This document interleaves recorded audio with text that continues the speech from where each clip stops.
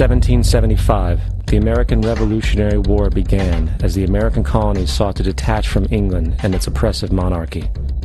Though many reasons are cited for the revolution, one in particular sticks out as the prime cause: that King George III of England outlawed the interest-free, independent currency the colonies were producing and using for themselves, in turn forcing them to borrow money from the Central Bank of England at interest, immediately putting the colonies into debt. And as Benjamin Franklin later wrote, the refusal of King George III to allow the colonies to operate an honest money system which freed the ordinary man from the clutches of the money manipulators was probably the prime cause of the revolution. In 1783, America won its independence from England. However, its battle against the central bank concept and the corrupt, greed-filled men associated with it had just begun. So what is a central bank? A central bank is an institution that produces the currency of an entire nation. Based on historical precedent, two specific powers are inherent in central banking practice: the control of interest rates and the control of the money supply, or inflation. The central bank does not simply supply a government's economy with money, it loans it to them at interest. Then, through the use of increasing and decreasing the supply of money, the central bank regulates the value of the currency being issued. It is critical to understand that the entire structure of this system can only produce one thing in the long run: debt. It doesn't take a lot of ingenuity to figure this scam out. For every single dollar produced by the central bank is loaned at interest. That means every single dollar produced is actually the dollar plus a certain percent of debt based on that dollar. And since the central bank has the monopoly over the production of the currency for the entire country, and they loan each dollar out with immediate debt attached to it, where does the money to pay for the debt come from? It can only come from the central bank again, which means the central bank has to perpetually increase its money supply to temporarily cover the outstanding debt created, which in turn, since that new money is loaned out at interest as well, creates even more debt.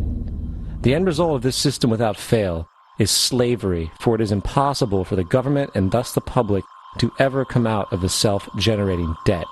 The founding fathers of this country were well aware of this.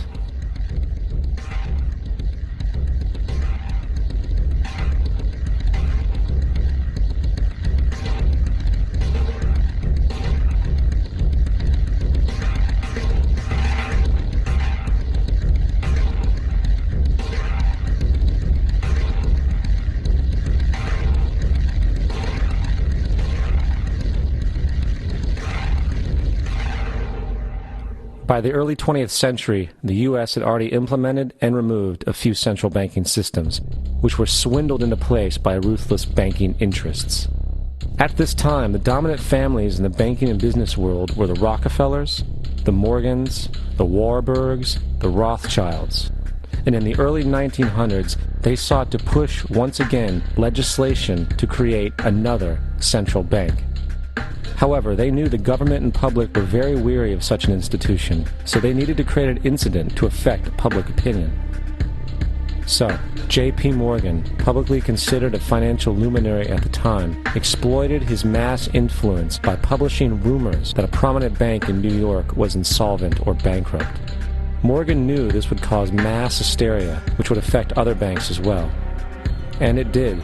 The public, in fear of losing their deposits, immediately began mass withdrawals. Consequently, the banks were forced to call in their loans, causing the recipients to sell their property, and thus a spiral of bankruptcies, repossessions, and turmoil emerged. Putting the pieces together a few years later, Frederick Allen of Life magazine wrote, "The Morgan interests took advantage to precipitate the panic, guiding it shrewdly as it progressed." Unaware of the fraud, the Panic of 1907 led to a congressional investigation headed by Senator Nelson Aldrich, who had intimate ties to the banking cartels and later became part of the Rockefeller family through marriage. The commission, led by Aldrich, recommended a central bank should be implemented so a panic like 1907 could never happen again. This was the spark the international bankers needed to initiate their plan. In 1910, a secret meeting was held at a J.P. Morgan estate on Jekyll Island off the coast of Georgia. It was there that the central banking bill called the Federal Reserve Act was written. This legislation was written by bankers, not lawmakers. This meeting was so secretive, so concealed from government and public knowledge that the 10 or so figures who attended disguised their names when en route to the island. After this bill was constructed, it was then handed over to their political frontman, Senator Nelson Aldrich, to push through Congress. And in 1913, with heavy political sponsorship by the bankers, Woodrow Wilson became president, having already agreed to sign the Federal Reserve Act in exchange for campaign support. And 2 days before Christmas, when most of Congress was at home with their families, the Federal Reserve Act was voted in, and Wilson in turn made it law. Later, Woodrow Wilson wrote, in regret,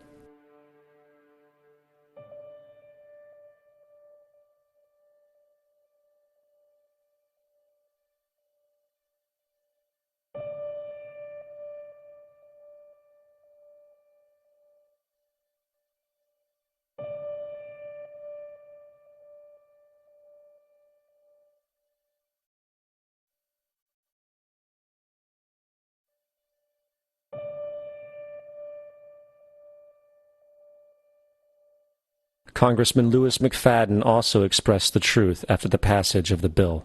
A world banking system was being set up here, a superstate controlled by international bankers, acting together to enslave the world for their own pleasure. The Fed has usurped the government. Now, the public was told that the Federal Reserve System was an economic stabilizer, and inflation and economic crises were a thing of the past.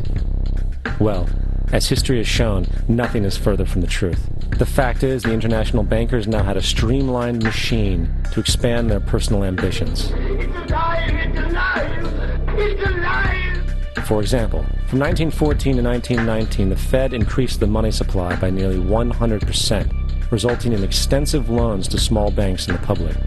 Then, in 1920, the Fed called in mass percentages of the outstanding money supply, thus resulting in the supporting banks having to call in huge numbers of loans, and, just like 1907, bank runs, bankruptcy, and collapse occurred. Over 5,400 competitive banks outside of the Federal Reserve System collapsed, further consolidating the monopoly of a small group of international bankers. Privy to this crime, Congressman Lindbergh stepped up and said in 1921, "Under the Federal Reserve Act, panics are scientifically created.